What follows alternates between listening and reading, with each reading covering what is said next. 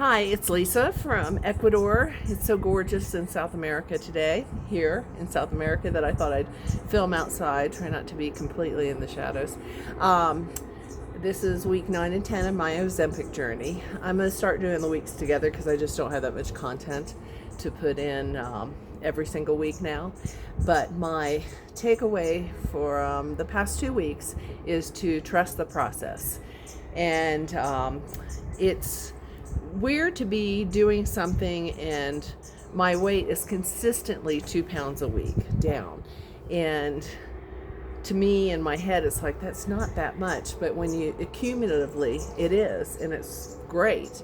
And I was talking with a restaurant owner recently, and he was on Ozempic in the United States and lost a bunch of weight. Has gained a lot of it back, but he's going on Ozempic again.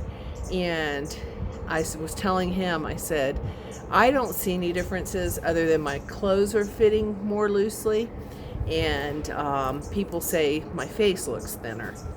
And I don't know if they're just being nice or if it really does. I don't know. I can't really tell. And I said, I really wonder if it's working for me and if I need to increase the dosage, because I'm still on 0.5 and that's been that dosage from the beginning.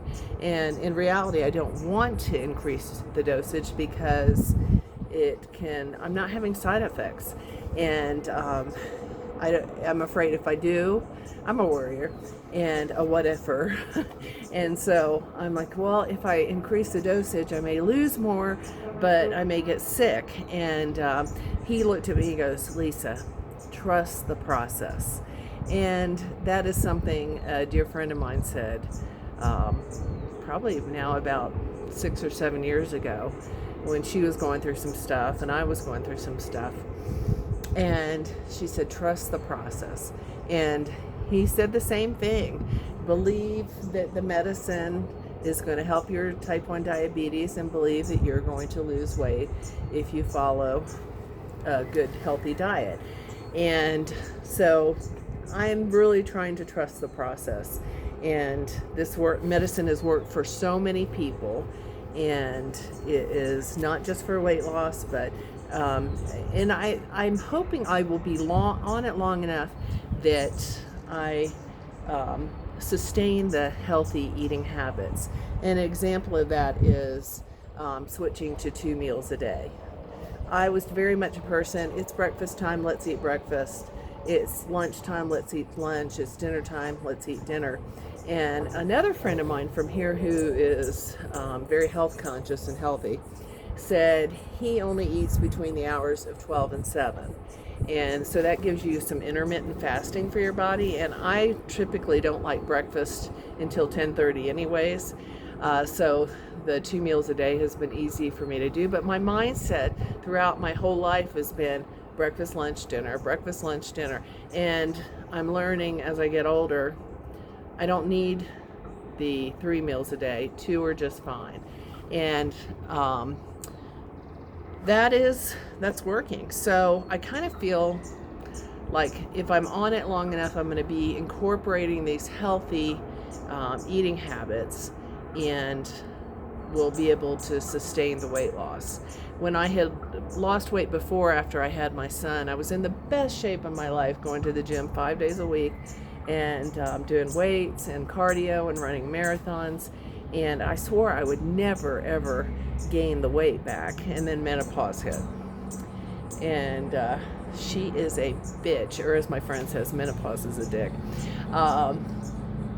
So I'm really excited about losing the weight and keeping it off. And my husband has decided to do the 2 meals a day too, which makes it a lot easier. And because he's mostly blind, I am doing most of the cooking. And so if I'm only having to worry about 2 meals a day, that's an easier load on me. So my message for this week is to trust the process and allow the medicine to do its job in the timely manner that it wants to do, and make sure you're eating enough protein and drinking a ton of water. I'm still doing my 5 little dried prunes a day, which I love, and I don't have any problems there. And so life is good. Life is good, and I'm happy that I'm getting healthy, and I can't wait to get my blood work for next month, so it'll be around March 15th that I'll be getting the next blood work. So, and she's charting it, and so I can see everything. But it'll be interesting to see my numbers, because I think my numbers over time, I will be able to do away with the type 2 diabetes. And I'm very fortunate for that, because I have a friend here who lost a toe to diabetes, and that's bad shit, boy. It really is.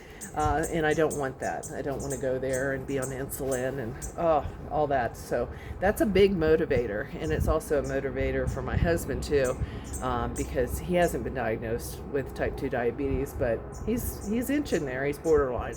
So it's really good. And he's down about 15 pounds, and he's not even on the Ozempic. So that tells you what can happen if you do the intermittent fasting, eat from 12 to 7, between 12 and 7, 2 meals, and really watch what you're putting in your mouth. That's one thing you have tremendous control over, is what goes into your mouth. And I've always known that, and then I see the cookies, or I see something not good for me.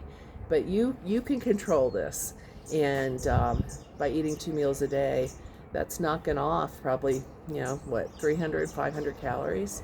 So anyways, have a glorious day, and I will see you again. Ciao.